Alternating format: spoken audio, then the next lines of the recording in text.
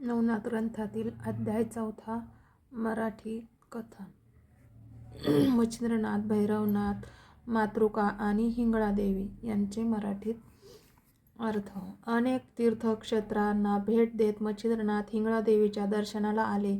देवीचे स्थान घनदाट अरण्यात होते. तेथे सर्वत्र अंधकार होता. अष्टभैरव तेथील द्वारपाल होते. त्यांनी रक्षकांची जबाबदारी उत्तम प्रकारे पार पाडली होती.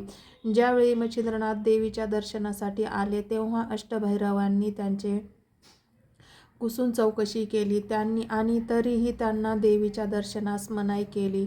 मच्छिंद्रनाथांनी त्यांना युद्धाचे आव्हान दिले. अष्टभैरवांनी अनेक शस्त्रे हाती घेतली व ते मच्छिंद्रनाथांच्या अंगावर धावून आली. मच्छिंद्रनाथांनी देवदेवतांचे स्मरण करून आपले शरीर वज्रदेही बनवले. सर्व शस्त्रे मच्छिंद्रनाथांच्या समोर निष्प्रभ झाली.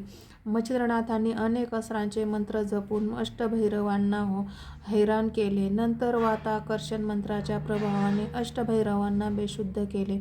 अष्टभैरवांचा दारुण प्रभाव झाल्याची वार्ता मातृकागणांनी हिंगळादेवीस सांगितली. देवी म्हणाली, त्या स्वामीला तुम्ही मोहित करा.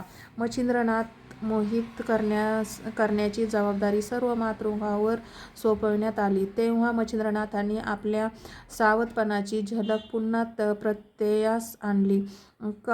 कामास्त्राचा वापर करून त्यांनी सर्व मातृकांना वेडेपीस केले.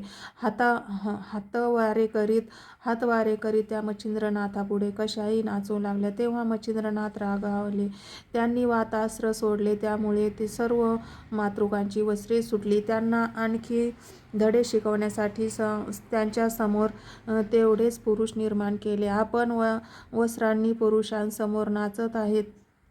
आपण वस्त्रांनी पुरुषांसमोर नाचत आहेत असे दिसताच मातृका पळू लागल्या. हा प्रकार हिंगळादेवींनी पाहिला. मातृकांनी देवीस सांगितले की हा साधा योगी नसून अनेक महासिद्धींचा दाता आहे. आपण त्याला शरण जावे.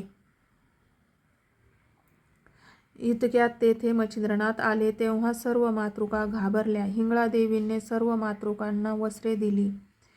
दिव्यदृष्टीने हा महान योगी कोण आहे हिंगळादेवीने जाणून घेतले. साक्षात कवी नारायणाने नाथांचा अवतार घेतलेला जाणताच हिंगळादेवी मातृकांना म्हणाली, हे महान योगी असून आज आपले भाग्य उदयास आले आहे. त्यामुळेच आपण सर्वांना त्यांचे दर्शन घडले आणि आजपर्यंत अनेकांना दीक्षा दिली आहे. मच्छिंद्रनाथ म्हणाले, हे देवी, तू मला मंगलमय दिव्य दर्शन दे. नाथांच्या विनंतीला मान देऊन देवीने त्यांना दर्शन दिले. मच्छिंद्रनाथांनी देवीस साष्टांग नमन केले. हिंगळादेवी म्हणाली, वस्त तू महान आहेस. अष्टभैरवाच्या वतीने मी तुझी माफी मागते. तू सर्व अष्टभैरवांना सावध कर. मच्छिंद्रनाथ म्हणाले, जशी आपली आज्ञा माते. त्यांनी अष्टभैरवांना शुद्धीवर आणले. देवी मच्छिंद्रनाथांना म्हणाली, वस्ता, तुझे योग सामर्थ्य महान आहे. आम्हा सर्वांना तुझ्या योगसिद्धीचे सामर्थ्य पाहायचे आहे. तुझ्या योगसिद्धीने हा समोरचा पर्वत आकाशात उडून तरंगत ठेव.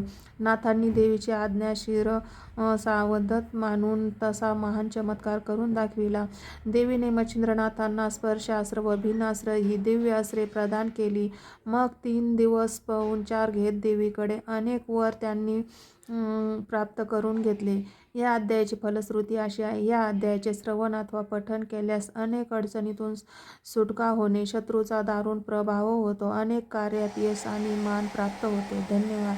ओम चैतन्य नवनाथाय नमः. अवधूत चिंतन श्री गुरुदेव दत्त. आदेश बाबा आदेश.